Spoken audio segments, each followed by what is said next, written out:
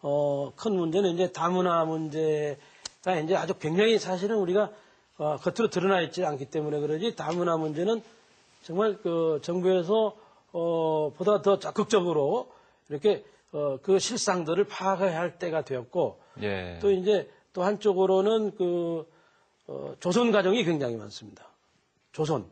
그러니까 또 시골에 살다가 또 제가 결혼해가지고 예. 이혼해서 아이들을 다시 시골로 내려보내는 이 조선 가정이 너무 많습니다. 예. 이 두 이게 다문화 아이들과 이 조선 가정 아이들을 정부에서 정말 심각하게 생각해서 대책을 세워야 됩니다. 특히 다문화 문제는 정말 심각하죠. 예. 네. 사실 그 아이들이 가질 수 있는 마음의 상처 같은 것도 있을 것 같은데요. 이루 말할 수가 없어요.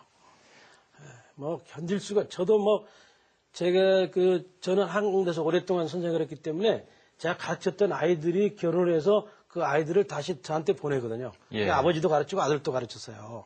근데 이 아들이 다 가난한 겁니다. 아버지도 가난했지, 그 아들도 가난했지, 또 내가 가르치는 아이도 가난할 수밖에 없습니다. 예. 이 문제는 심각한 거죠. 선생님 요즘 그 계획하고 계시는 일 가운데 그 자연학교가 있는 것으로 알고 있는데요. 그래서 제가 이제 시골에서 오래 살고 있기 때문에 이제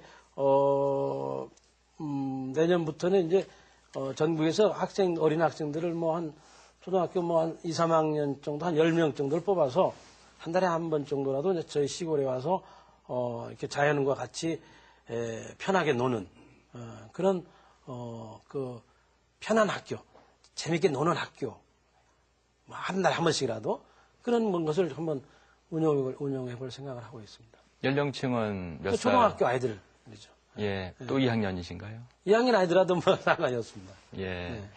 사실 이렇게 도심에서 정말로 바쁘게 생활을 하다가 뭐 영어, 수학, 뭐 바쁘게 살다가 그렇게 갑자기 뭐 섬진 가운데 내려가게 되면은 어떻게 보면 굉장히 큰 충격도 받을 수 있을 것 그게 같은데. 아니 사람이 자연이잖아요. 예. 사람이 자연이기 때문에 사람은 자연 속에 가면 자연스럽게 풀어집니다. 그래서 뭐 그런 건 뭐 어른들은 이상한 걱정들을 많이 해요.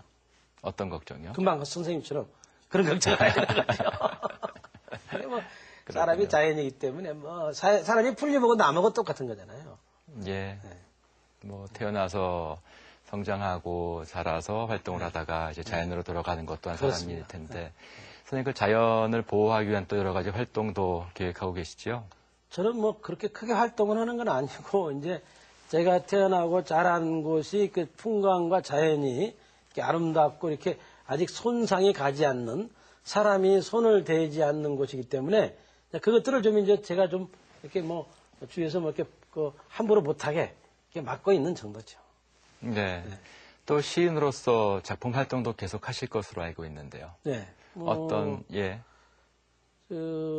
지금 제가 그동안에 써왔던 산문집이 있는데 그 산문집들을 전집으로 지금 꾸미는 일을 하고 있습니다. 내년 봄에는 뭐 한 7권 정도로 산문집 전집을 낼 생각입니다. 지금 네. 그 준비를 하고 있습니다. 시집은요? 시집도 아마 내년쯤에 한 권이 나오지 않을까. 예. 네.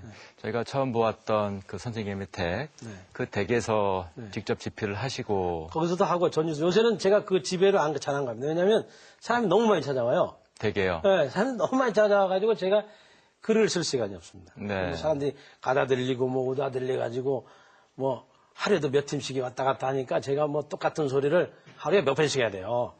그래서 제가 요즘 이제 전주 와서 주로 글을 씁니다. 예. 시골은 토요일 날, 일요일 날쯤 갑니다. 선생님 댁이 관광 명소가 됐군요. 명소는 아니더라도 사람들이 많이 찾아오시죠. 그렇군요. 네. 오셔서 어떤 거 주로 묻고 가세요? 저는 이제 자연 좀 보고 가라고 그러는데 선생님 보러 이렇게. 선생님 저 보러 오는데 제가 또 얘기를 또 해줘야죠. 마을 이야기도 해줘야 되고 강 이야기도 해줘야 되고 아이들 이야기도 해줘야 되고 제가 좀 복잡하죠. 그 선생님 보는 것도 아까 자연을 보는 거라 말씀하지 않으셨습니까? 그렇죠. 가장 잘 보존된 어른으로서 잘 보존된 자연이 접니다. 슬아의 자녀분은 몇 분 계세요? 아들 하나, 딸 하나 있습니다. 학생들인가요? 네, 아니면? 학교 다닙니다. 예. 네. 어떤 아이들로 이 사회의 구성원이 되기를 바라십니까? 저는 늘 이런 생각을 했죠. 네가 좋아하는 걸 찾아라. 평생 좋아하면서 살 걸 찾아라 그랬죠.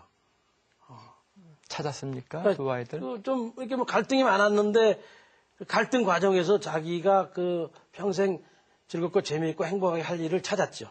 좀 더디고 늦더라도 나는 그러기를 바랬는데 네. 아이들이 자기가 할 일을 찾았죠. 자기가 할 일을 딱 찾으면 정신이 없습니다. 그걸 해야 되기 때문에. 끝으로 지금 이 방송을 보고 계시는 많은 이제 학부모들이 계실 텐데요. 정말로 아이들을 이렇게 키우는 것이 좋겠다라는 그 메시지를 주신다면은 어떤 내용이 될까요, 선생님?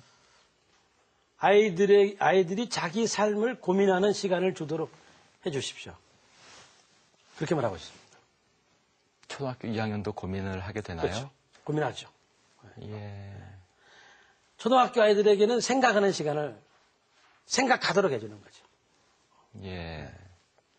아이들 생각합니다. 선생님 시키는 대로만 하지 절대 생각 안 해요. 사실 글쎄 시간을 던져주고 네 마음대로 하라라고 할 때 네.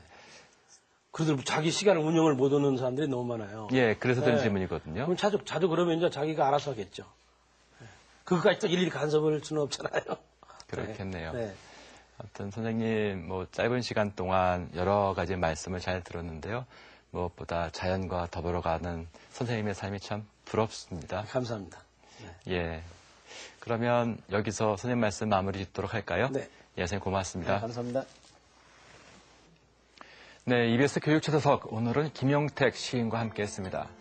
아이들을 키우면서 무엇보다 자연이 얼마나 중요한지를 다시 한번 생각해보는 그런 시간이 아니었나 생각해봅니다. 저는 다음 시간에 다시 뵙겠습니다. 안녕히 계십시오.